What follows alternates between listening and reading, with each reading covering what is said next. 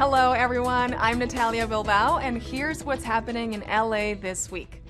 It is a misconception that the unhoused residents of Los Angeles are in a situation of their own choosing, and not all homeless people have substance abuse issues or suffer from mental illness. We recently visited the growing encampment at Echo Park Lake to see the many different faces of homelessness and how Councilmember Mitch O'Farrell and others are working to help them all.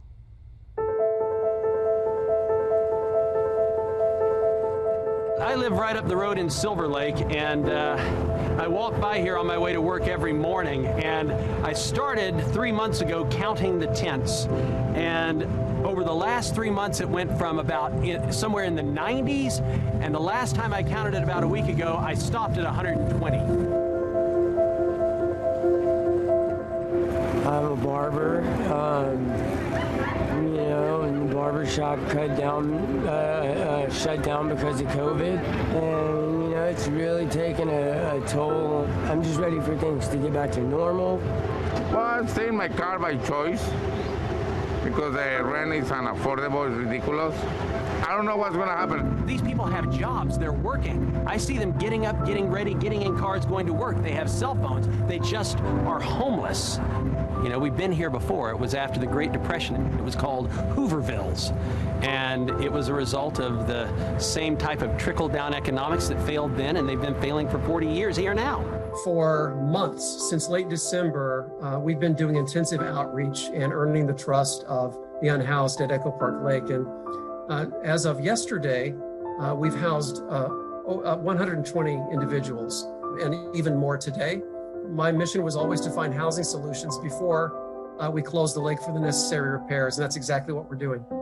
Right now, it's what I need to be able to shower and also not come home to a place where all of my stuff might be stolen. I'm tremendously grateful. It's a big step up. It's really helping us out. I don't know what to say other than that. Echo Park Lake had become a very dangerous place. There have been assaults, people shot, knife attacks, sexual assaults. It's imperative that we find solutions and remove the dangers that people who are experiencing homelessness face every day, almost every moment. We are housing people. We're not displacing them. There's no sweep. There's no criminalizing people there. They have a place to go, and we are taking them to a safe environment and getting them, helping put them on a path to wellness. People are demanding that we house people, and somehow they feel they were told that we're not, but we are. Rooms are great, but we've lost our social safety net in this country. Income inequality is real. I like to be able to provide for my lady, and I like to be able to send money back home to my dad, and I haven't been able to do anything like that.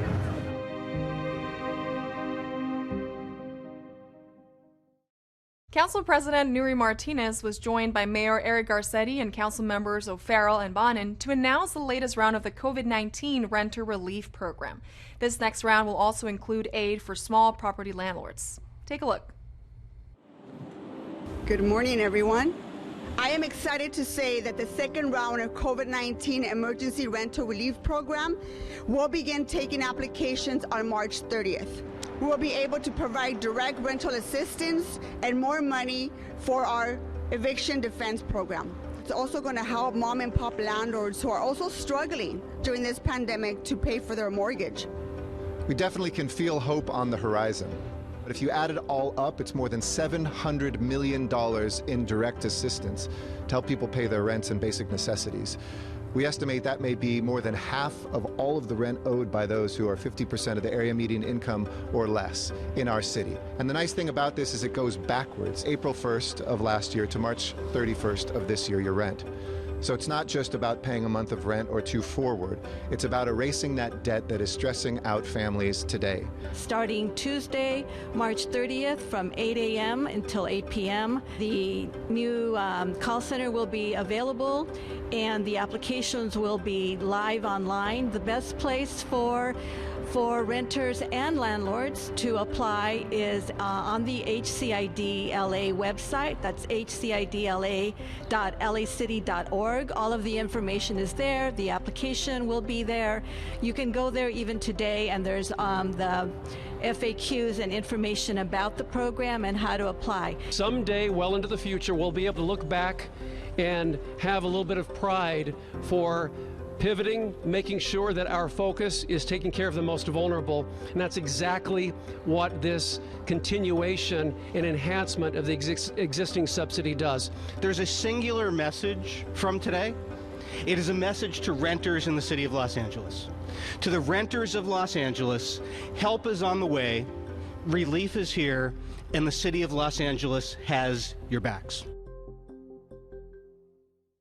A few years ago, Councilmember Mitch O'Farrell, the LAPD, and several community partners initiated the Midnight Stroll, an after-hours drop-in center to meet the health and safety needs of unsheltered members of the transgender community. In response to recent violence, the outreach operation was recently expanded beyond the Hollywood area to MacArthur Park. Check this out. Today we're doing a wonderful outreach here in MacArthur Park. It's called the Midnight Stroll. We go out at least once a month and we're interfacing in the community with those that are experiencing some form of homelessness. We've been doing the Midnight Stroll for the last 4.5 years. We've gone about and done these midnight strolls in Hollywood and other parts of the city. This is the first time we've actually done one here in MacArthur Park. And what brought us here and what brought them here is an unfortunately ugliness of a hate crime against transgender women that were in this park. LAPD is here to also partner up, and we're here to help. That's basically what we're just trying to do. We're just really trying to help the community. Me da mucha tristeza a mí personalmente, ¿por qué? Porque yo misma personalmente yo he experienciado crímenes de odio, no nomás 1, 2, 3 veces, y soy una sobreviviente de que yo sé, a pesar de que soy ciudadana mexicana-americana de aquí, de este país, me han discriminado mis derechos como ser humano, de empleo X, solo por ser humano. I'm thankful that the police department, working in concert with those victims, were able to identify the individual who was responsible and brought them before the justice system. Tonight also is about the persons experiencing homelessness, which you see surrounding us all about, who are also members of the transgender population. We have community resources, St. John Clinics and others that are here to provide needed support. HIV testing, food bags, supplies, and really not just those essentials, but also the essential of a spirit. That we're here, we stand with you, we will not tolerate hate, we will not tolerate these attacks, and that this community is unified as one. We're out here to try to make a difference.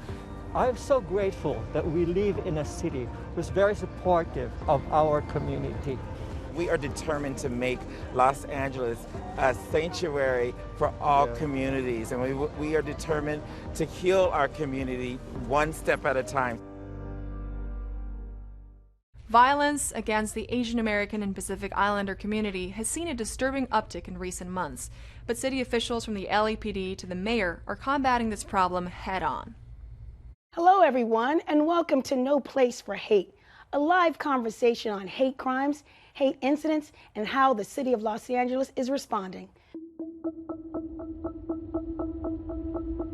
We are seeing record violence and discrimination against Asian Pacific Islanders, primarily due to false narratives and bigoted lies surrounding COVID-19. We know in the wake of the recent incidents that have been targeting members of the API community, that there are concerns about language barriers, about a cultural reluctance to come forward. And I want to underscore as strongly as I can that in our office, we're going to embrace you, we're going to listen to you, we're going to believe you, we're going to stand up for you, and do everything we can to protect you. We have the authority now to investigate, to level penalties in discrimination in private commerce, in education, in employment, and in housing. So when we say hate has no place in Los Angeles, we mean that in two ways. Literally, there is no place for hate in Los Angeles. but there's no part of Los Angeles, whether it's our professional, our personal, our recreational, or residential spheres, that we will accept hate, and there will be punishment for those who bring it. Report, report, report. Even if a non-criminal act occurs, this may be words, it may be epithets, it may be the posting in a public place of something that is discriminatory. Those hate incidents must be reported to prevent those incidents from escalating into crimes of violence. We must all rise to support our fellow Angelenos from discrimination, bigotry, and hate.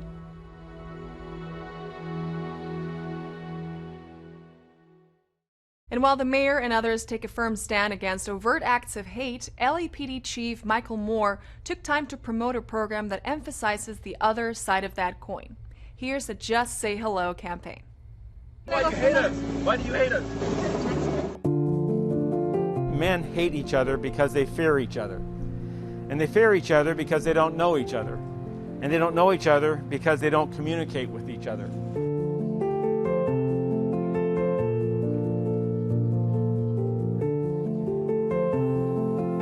The Just Say Hello campaign is reminding all of us that the value of this community is knowing and welcoming the diversity. And you can't welcome it and embrace it unless you're willing to step forward and break the ice between people who look different than you or who may dress differently, and you have like this barrier of like, well, how do I talk with that individual? Well, just say hello. And a simple gesture of making eye contact and expressing good morning, good afternoon, wish you well today, as an opportunity to humanize yourself. Here this last year we've seen just an explosion, if you will, of hate, of instances of verbal abuse, intimidation, and actual attacks on the Asian Pacific Islander community as an example. The Just Say Hello is yet another effort by the department to join in with other community organizations and entities in a campaign of reaching across those barriers, of breaking those barriers down, and establishing the humanity behind this badge and the person that is willing and able to help and serve and support every community here throughout Los Angeles. Ahora que se están ya relajando un poco las reglas, esta es una oportunidad para recordar a las personas que todos somos humanos, no importa su color de piel, de dónde son, qué idioma habla, pero un simple saludo puede ayudarnos a recordarlos que todos somos miembros de la comunidad. And we can welcome a smile once we get rid of these face coverings here and at some point, but at least what we can do is express verbally how you doing and wish you well and just say hello. Councilmember Joe Buscaino continues to battle the humanitarian crisis of homelessness in Los Angeles. One initiative to help the problem is taking shape, literally. Council District 15 now has a tiny home village. It pains me to know in my district that nearly 2,000 individuals are unsheltered. We have to lead with urgency and help solve this humanitarian crisis in our city. Wow, it makes my heart happy to see the progress here. The tiny home village is yet one more effort to quickly house folks from the encampments and sidewalks and into our tiny home village, which we are so proud to launch. And it's going to be able to provide 75 units. These are individual units that, get this, take 4 hours to assemble.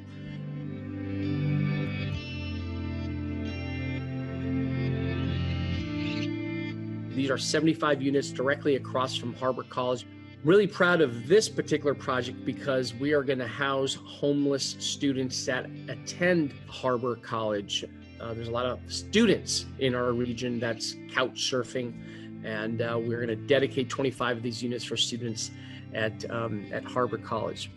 We celebrate the life and legacy of Saint Joseph, who is the patron saint of the Catholic Church. In fact, I was named after Saint Joseph, and Saint Joseph teaches us to help the most vulnerable among us, to help those in need. And this is why, this is my why. If you know of someone who needs help and needs shelter, we have the countywide 211 system that you can call and notify to get their lives back in order and move towards self-sufficiency.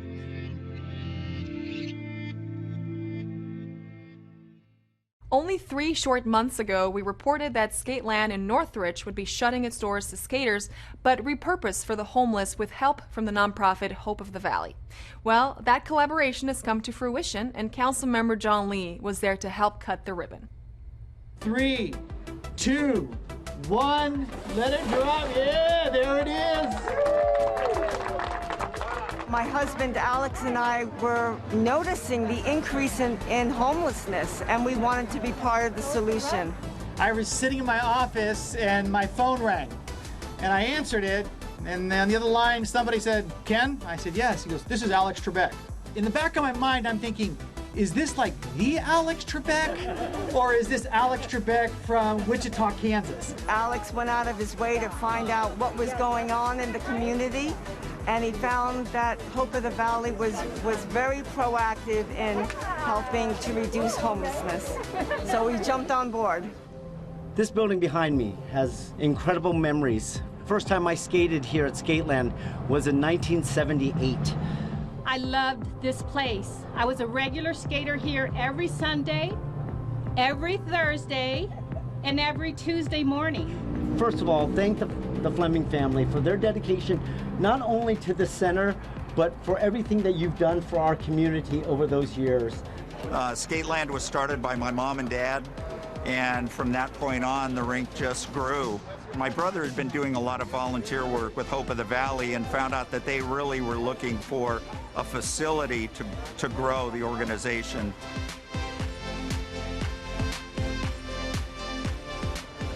This is probably the biggest, I think, legacy that could be left for our family.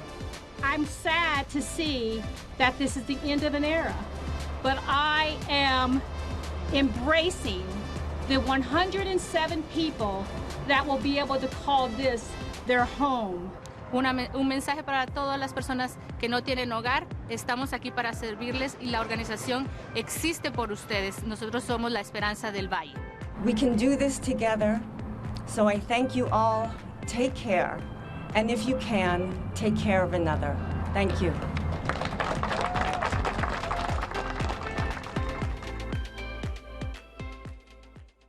The Autry Museum reopens April 6th. Councilmember Cedillo encourages seniors to get vaccinated, and the controller has a new report on illegal dumping. These stories up next on City Beat.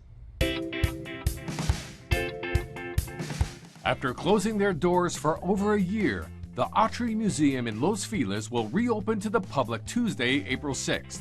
The reopening will feature brand new on-site exhibits, including Masters of the American West, What's Her Story, Women in the Archives, and more. Admission to the museum is free through April 18th with advance reservations. For more information, visit theautry.org/visit. Councilmember Gil Cedillo launches a new Spanish and English video public service campaign to encourage Latino seniors to get a COVID-19 vaccine shot. The Get Vaccinated campaign hopes to reach communities of color where vaccination rates are low. Vaccination sites in District 1 can be found in Pico Union, Chinatown, Westlake, Glassell Park, and Lincoln Park. Find out more at gilcedillo.com. LA City Controller Ron Galperin shared a report this week that calculates an overall 450% increase in illegal dumping between 2016 and 2020. The Controller's report is accompanied by an interactive dashboard that maps and tracks the locations of cleanup requests over the past 4 years. The report celebrated LA Sanitation Report's increased efforts. However, it does note that citizen deterrents to illegal dumping are lacking. Residents can view the report as well as the illegal dumping dashboard at lacontroller.com/illegal dumping.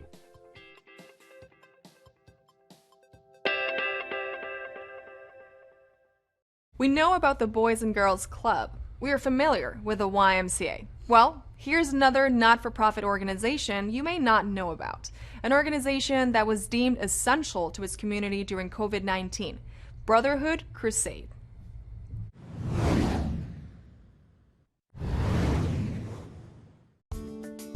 The Los Angeles Brotherhood Crusade is a nonprofit based in South Los Angeles that was founded in 1968 by my late father, Walter Vermont, out of the social justice movement. Our institutional leader, Danny Bakel Sr., led the organization for 35 years, focusing on health, education, economic development, institutional building, youth development to ensure that young people are able to thrive, learn, and grow.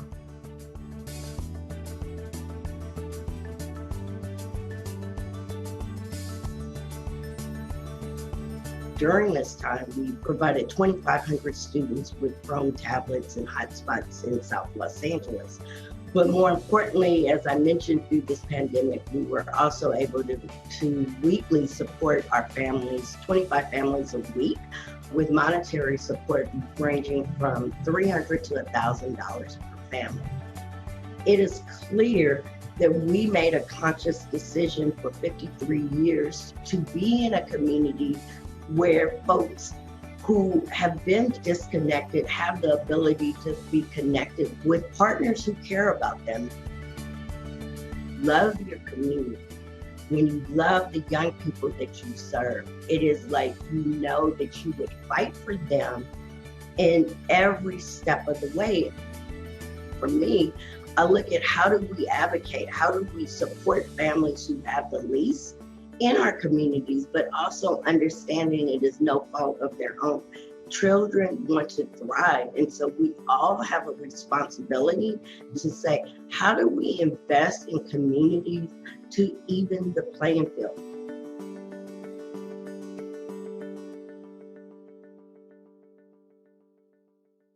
It's widely known as the birthplace of Los Angeles. Olvera Street at El Pueblo is composed of dozens of unique and cultural gems, and they want you to know they are open for business.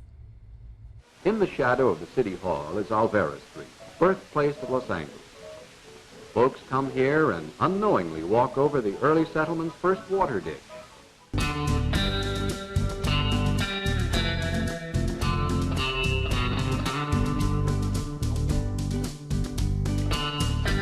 El Pueblo is the birthplace of the city of Los Angeles. This is where the whole city began.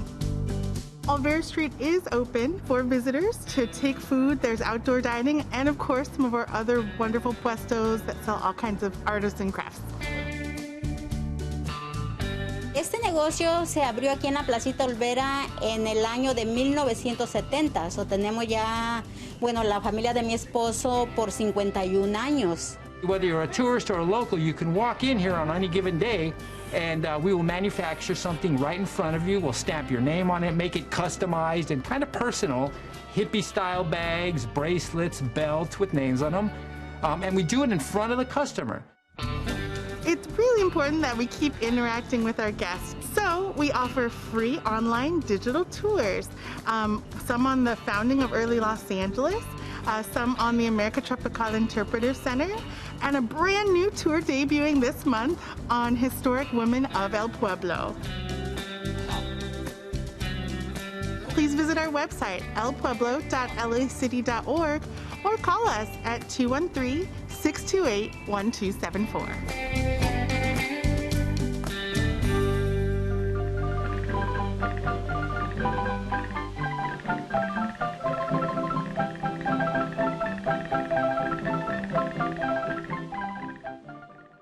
Take art classes with Canoga Park Youth Arts Center. Explore strange cooking methods with Richard Foss, or check out a virtual demonstration of roller dance skating. All this up next on Virtual Things to Do. Spring is in the air. The Los Angeles Department of Cultural Affairs and the Canoga Park Youth Arts Center are teaming up to bring you on-demand art lessons from the comfort of your own home. Starting April 5th and running through May 28th, kids can explore the spring session of free and weekly art lessons, including step-by-step guides on drawing, architecture, and art appreciation, highlighting many celebrated artists from around the globe. Lessons will be featured on the Canoga Park Youth Arts Center Facebook and YouTube channels. Do you love to cook?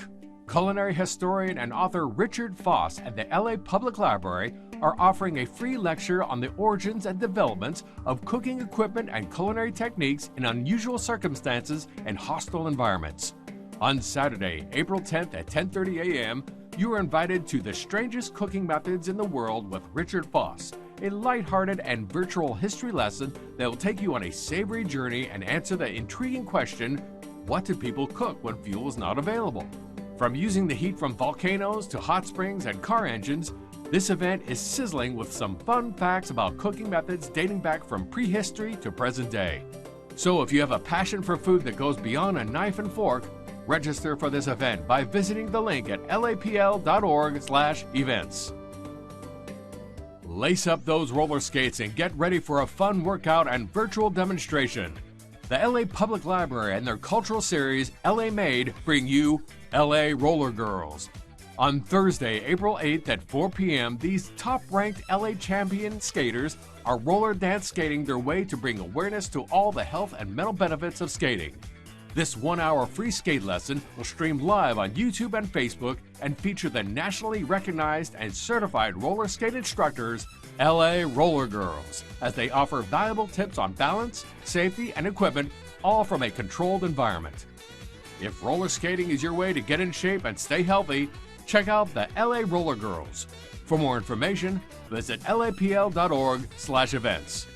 And that's a look at some virtual things to do.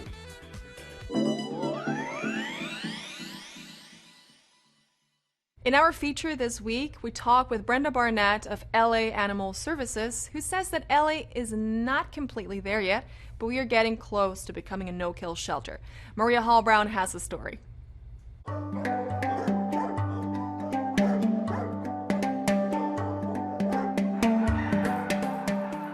Despite the struggles of the pandemic, the City of Los Angeles shelters reached a milestone this year by achieving a no-kill status in 2020. How did that happen? Well, it was sort of magical, actually, and the city's not really going to call ourselves a no-kill city yet, because it was a different year, but we did achieve the 90.49 life save rate, which under normal circumstances would be considered no-kill.